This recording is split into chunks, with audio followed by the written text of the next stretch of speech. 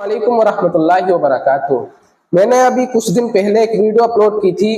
उसमें मैंने बताया था कि अल्लाह को राजी कैसे करना है, लेकिन मैंने उसमें ये नुक्ता नजर छोड़ दिया था कि अल्लाह को राजी रखना कैसे है।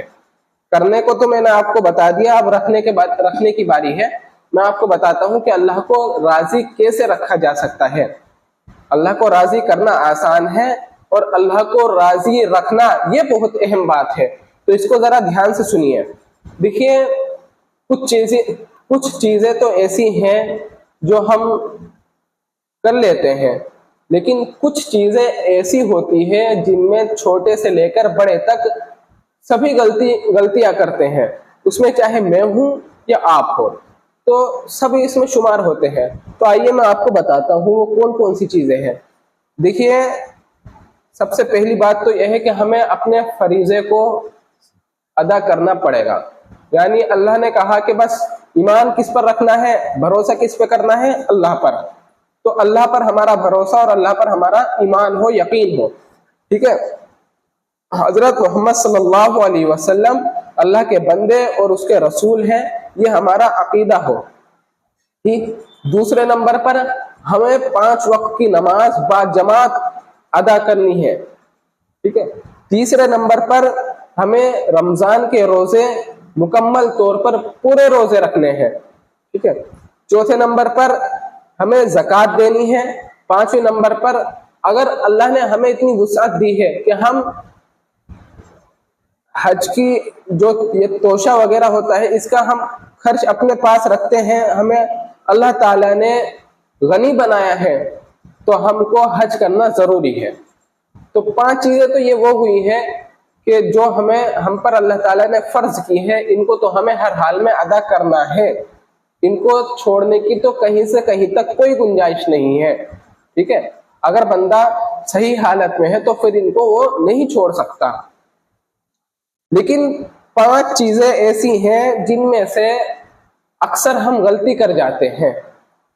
उनमें से 4 ऐसी हैं जो हम हो, हमारे छोटे हो, हमारे बड़े हो, अक्सर उसको कुछ ना कुछ गलतियां कर जाते हैं।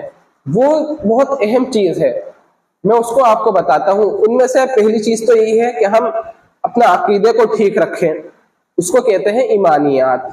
दूसरी चीज है इबादत। इबादत में हम अगर कुछ कमी करते हैं नफली इबादतों में या और कोई इबादत में, तो अल्लाह की जात से उम्मीद है वो अल्लाह माफ कर देगा। वो अल्लाह का और बंदे का ताल्लुक होता है। ठीक है, इबादत में अगर कुछ कमी हो रही है तो वो किसका हक है? अल्लाह का।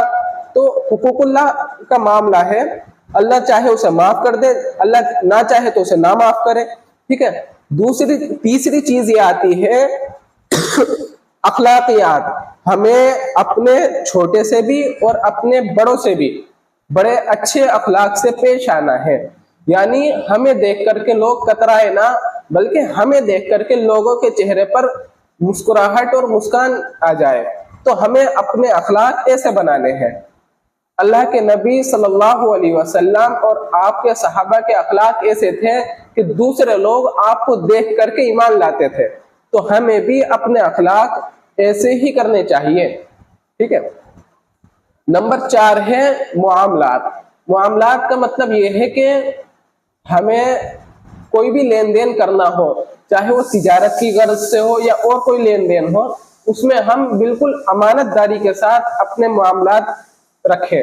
ठीक है, कोई लड़ाई झगड़ा ना हो, अमन सुकून के साथ और बड़ी तमीज के साथ बाअदब होकर के हम अपने लेन देन को करें, अपने मामला ठीक रखें। ये चौथी चीज है। 5वीं चीज है मुआशरत। मुआशरत का मतलब यह है कि हमारी वजह से किसी भी मुसलमान को, किसी भी गैर मुस्लिम को कोई छोटी सी भी तकलीफ ना पहुंचे। इसकी मिसाल मैं दे दूं कि हमारा एक रास्ते में हमारा घर है, हम उस रास्ते में कुछ रख करके बैठ गए या हमने कोई सामान वहां रख दिया, उससे आने जाने वालों को तकलीफ हो रही है, तो इस बात की इस्लाम बिल्कुल इजाजत नहीं देता। ठीक है, तो हमें मुआशरे में कैसे रहना है, इसको भी हमें समझना चाहिए। ठीक है, तो हमें मुआशरे में भी अच्छे तरीके से रहना है, अपने मामलात को भी ठीक रखना है, अपने अखलाक को ज्यादा से ज्यादा अच्छा बनाकर पेश करना है। अपनी इबादत को भी दुरुस्त करना है। इबादत पर भी मैं एक वीडियो अपलोड करूंगा, उसको सुनना। मैं बताऊंगा कि इबादत कैसे करें और एक अमल को अपना जरूर बनाए, ठीक है। और अल्लाह पर हमें यकीन रखना है, अल्लाह पर भरोसा रखना है और हजरत मोहम्मद मुस्तफ़ा सल्लल्लाहु अलैहि वसल्लम को अल्लाह का नबी और उसका बंदा मान करके अपनी जिंदगी को गुजारना है, उनके तरीके पर जिंदगी गुजारनी है। और अपने जो हम पर अल्लाह ने फर्ज हम पर किए हैं, जिनका अल्लाह ने हमको मुकल्लफ बनाया है, तो उसको भी हमें पूरी तरीके से अदा करना है। अगर हम इस तर्ज पर अपनी जिंदगी को गुजारेंगे तो अल्लाह रब्बुल इज्जत हमसे राजी रहेगा। और अगर अल्लाह रब्बुल इज्जत हमसे राजी रहेगा तो वो इसके बदले में हमको जन्नत जैसी एक बड़ी नेमत अपनी अता फरमाएगा। अल्लाह ताला की जात से उम्मीद है कि आप लोग मेरी बात को समझ गए होंगे, ठीक है। जो गलती हुई हो अल्लाह उसे माफ फरमाए और अल्लाह ताला से दुआ करें कि अल्लाह ताला हमें सही तर्ज पर जिंदगी गुजारने की तौफीक अता फरमाए और हमें जन्नतुल फिरदौस में जगह इनायत फरमाए, ठीक है। अस्सलाम वालेकुम व रहमतुल्लाहि व बरकातहू।